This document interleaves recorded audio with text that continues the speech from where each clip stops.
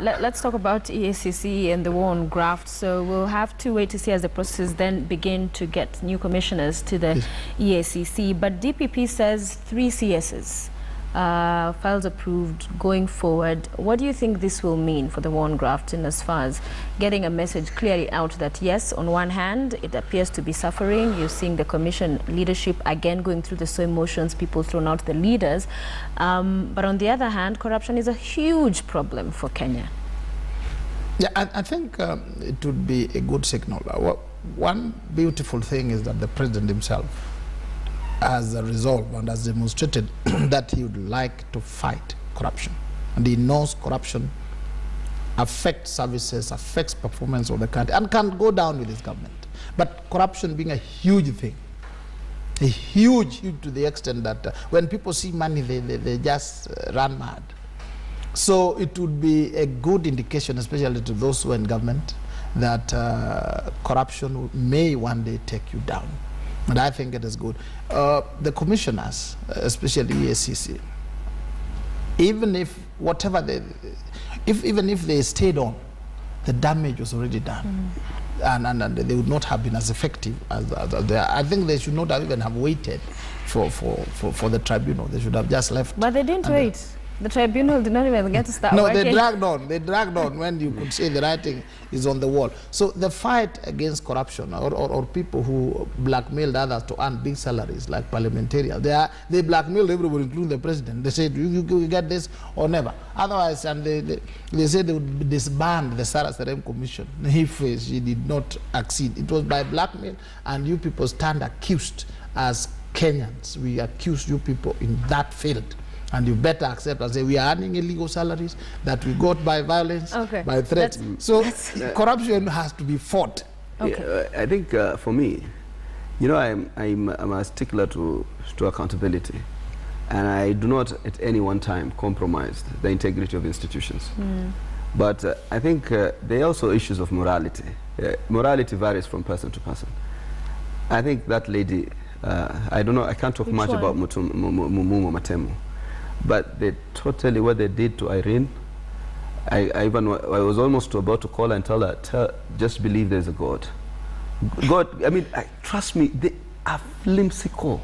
Even Jubilee members in the legal committee were saying at least in the petition you could move forth with the idea of Matemu, but you could not move forth with the idea of Irene. You just can't take people to public ODM and then slander them to that extent. They've tried it. They tried it with us when we were commissioners, but we were made to have had metal. You know, they go around, you know, some of them winning sympathy about the ICC cases to incite their peasants. So I think you need to, poor Irene did not have the character of politics. So, you know, us at least were able to galvanize, and our friends came through and we stood ground.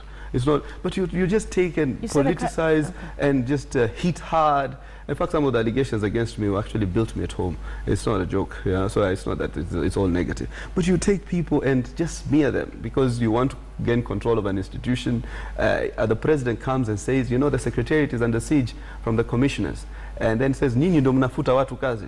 And then you hear these reports in the media that were told, you know, first and foremost that the committee was divided because we have members in there about how to go. Then finally they are called to State House, and or at least those are the allegations we saw in the media. And then finally you change a vote. And I think these people realized they were fighting a lost cause. But on a platform of credibility, I mean of objectivity, they could have stood ground. So I think what has happened. Even if we were the first ones, at least we just we do not execute the threat of disbanding the SRC for our love of constitutional commissions and the Constitution. But I can tell you, we've been discussing internally in code. There is a very dangerous template that has been created of how you can disband a commission. What you need to do is to tell Sophia Wanuna somewhere, or some nondescript guy there, just write a petition to us. Then Chepkonga and his crew will constitute themselves, and they will say, yes, we have found sufficient allegations to constitute a tribunal. In fact, all commissions right now are under that threat. We need to review the law. In fact, I'm asking them in Okoa, Kenya, if there's a way we can strengthen removal of commissioners, it will be important moving forward. Is it now clear how the Secretariat is now faring? Because the AG came out to say they can still go on with their work. The commissioners not being in office does not affect them. On the other hand, CIC said on a technical level they can, but in terms of forwarding files to the DPP, commissioners must be in place. Is that clear now? I think my teacher, Professor Githu Bugayant, that was my employer also when I was young. I think in this one is wrong. He got it wrong. Without the commissioners, there is no commission. He's gotten it wrong on almost everything. There's stuff. It's like if there are no anchors here, there will be no TV program. Though the name exists that there's KTN TV, but without the commissioners, there is no commission. And the easier we do that, the better. So that we move very quickly to reconstitute and move forward. But this kind of interpretations that end up actually giving the president, because all Hanomar will come here and say, this is President Uhuru who has done that. Those interpretations gives our president a bad name.